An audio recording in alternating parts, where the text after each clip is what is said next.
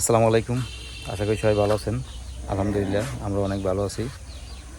তবে ডাইল নিয়ে একটু অসুস্থর ভিতরে আছি আমি। জান্নাত অসুস্থ, এই ভিতরে আমি এবার এই অসুস্থ হয়ে পড়লাম। তো চেহারা এত বুঝতেই পারেন যে কী অবস্থা। এই ডাইল বদলা না নিয়া বদলার টাকা বাঁচাইতে যাইয়া এখন মনে করেন ডাক্তারের টাকা দিতেছি। অনেক অসুস্থ, এই যে গাড়ে ব্যথা পাইছি, গাড়ের ব্যথা এখনও যায় নাই, অল্প অল্প আছে। এই ভিতরে আবার কোকসার ভিতরে ব্যথা, কোকসার দুই সাইড দিয়া প্রচুর ব্যথা। কালকে রাত্রে ব্যথায় ঘুমাইতে পারি না। একটা ইঞ্জেকশন নিছিলাম, ওই ইঞ্জেকশনে কাজ হয় নাই।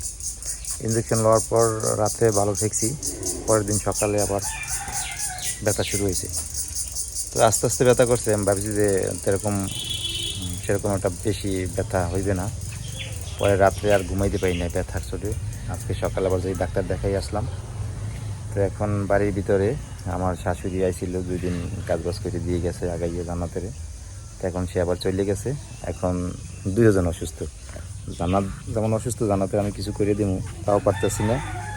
আর জান্নাত তো একা একা কিছু করতেই পারে না। এখন বাড়িতে 2 জন রোগী। তো ডাইল কষ্ট করিয়া আনলাম, কিন্তু এখনও লইতে পারি না মেশিনের অভাবে।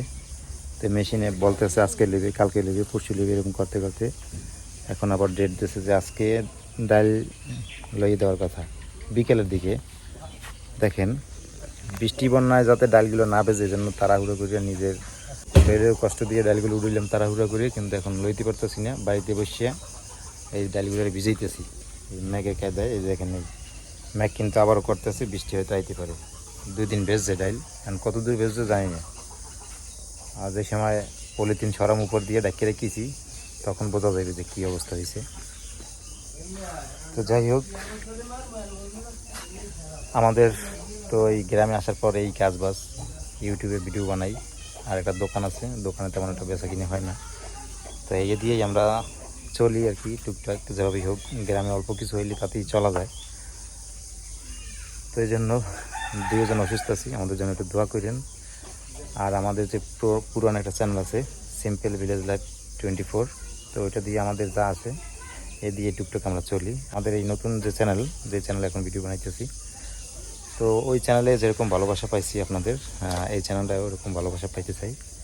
তো যারা যারা আমাদের সাথে আছেন, যারা যারা আমাদেরকে অনেক ভালোবাসেন, তাদেরকে আমি ধন্যবাদ দিয়ে ছোটো করতে চাই না, কারণ আপনারাও আমাদের পরিবারের একটা অংশ, যেহেতু সবসময় আমাদের ভিডিও দেখেন।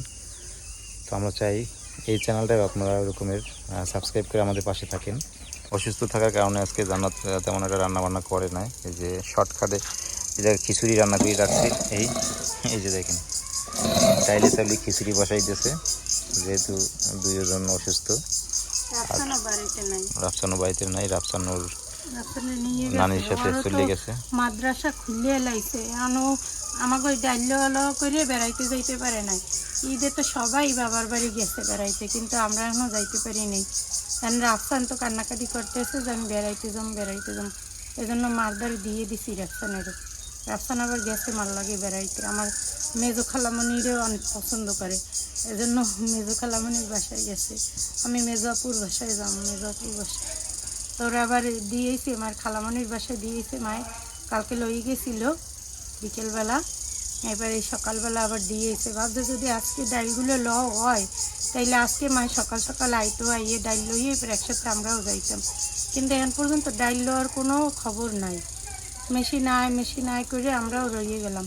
ভাবছিলাম যে মেশিন যদি দেরি করে আয় এখন কইয়ে যাবো, আমরা চললে যাবো বরিশাল, কিন্তু হেয়ারও উপায় নাই।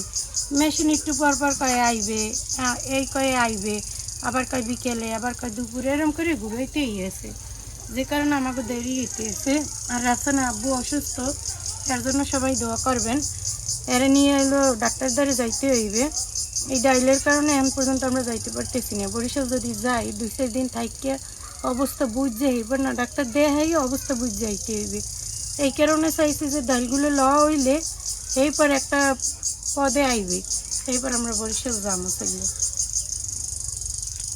তো জান্নাত গোসল করে আসছে দুপুরবেলা, খাওয়া দাওয়া করতে হইবে। আমার আবার ওষুধ আসছে, ওষুধ খেতে হইবে। তো আমিও যাই গোসল টোসল করে আসছে, খাওয়া দাওয়া করি। তো তো আজকে এই পর্যন্তই। সবাই ভালো থাকেন, সুস্থ থাকেন। আল্লাহ হাফেজ।